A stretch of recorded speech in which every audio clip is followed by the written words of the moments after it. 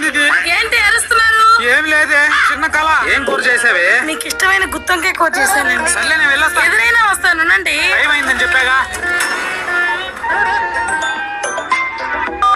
Hello అమ్మా, tension పడకు. అబ్బాయికి యాక్సిడెంట్ అయింది. మేమంతా హాస్పిటల్కి వచ్చేస్తున్నాం కూడా. అర్జెంట్ గా బయలుదేరి వచ్చి అమ్మా. చాలా పెద్ద యాక్సిడెంట్ అండి ఇది. ఆపరేషన్ ఖర్చే 10 లక్షలకు పైగా అవుతుంది.